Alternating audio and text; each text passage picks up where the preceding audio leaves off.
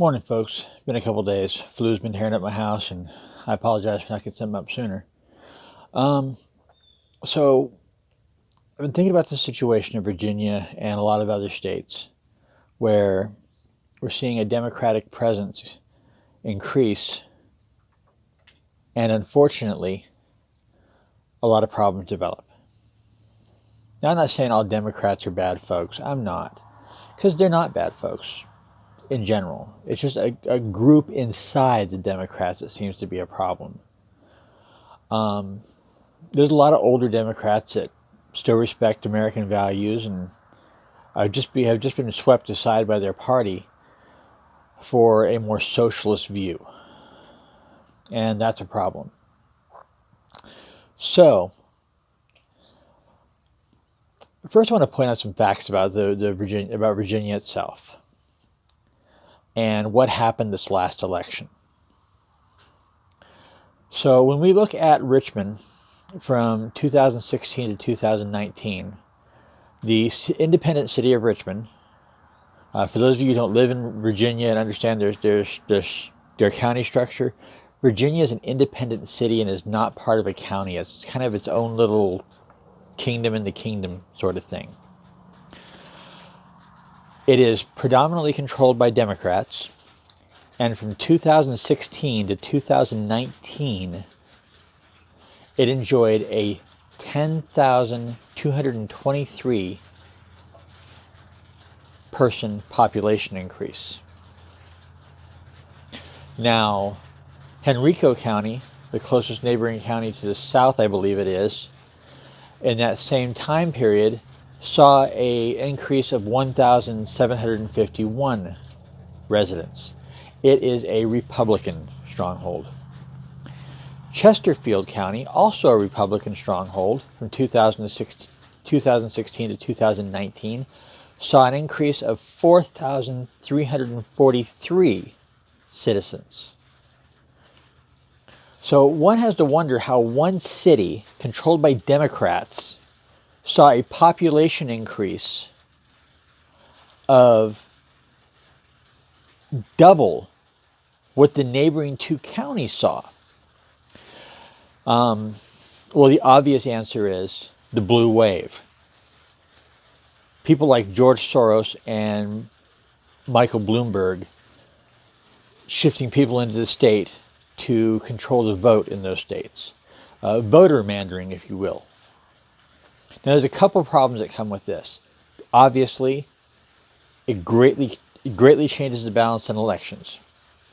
Okay? But let's go beyond that. Let's look at the cities themselves and the counties themselves and that region and how it affects the region. Because that increase in population, that's a huge increase. That's more than 16,000 people coming into that region in a very short amount of time. That's going to affect schools, emergency services, your power grid, your roads, jobs. It's a big deal. It hurts the legitimate residents of Virginia and every state where this is being done. Because it was done in Texas, it's been done in California, and it's changed. It's hurt those states majorly. The unemployment and homeless rates in those states alone has increased majorly. So, looking at that situation, I think what we need to do is step back from this federalized state system we've come to accept, and remember that states were intended to function with their own autonomy. They were supposed to be their own independent little entities that took care of their own business and handled things the way they wanted to. There wasn't supposed to be this national standard for everybody. States were supposed to be there so everybody had a place where they belonged. Cheers, so to speak. So what we need to do is return that power to the states.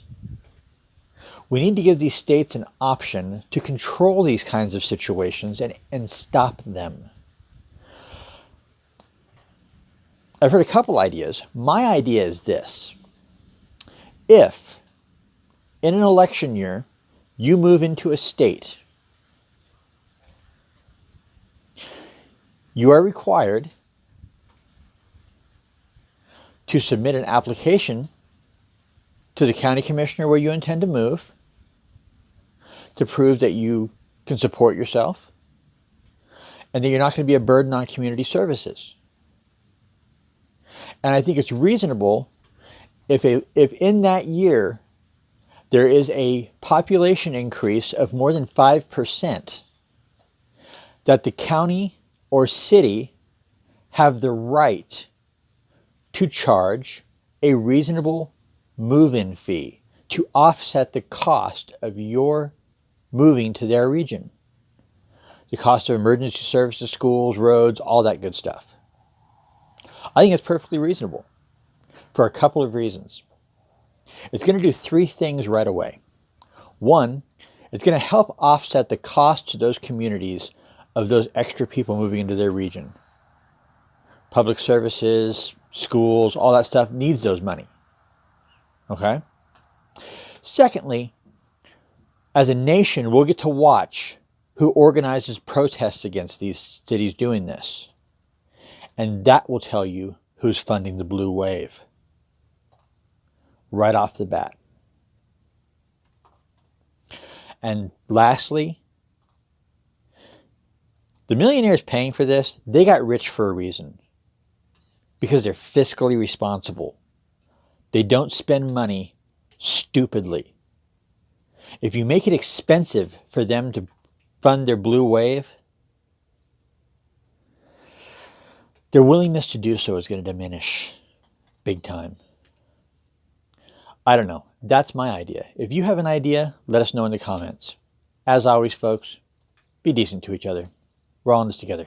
God bless.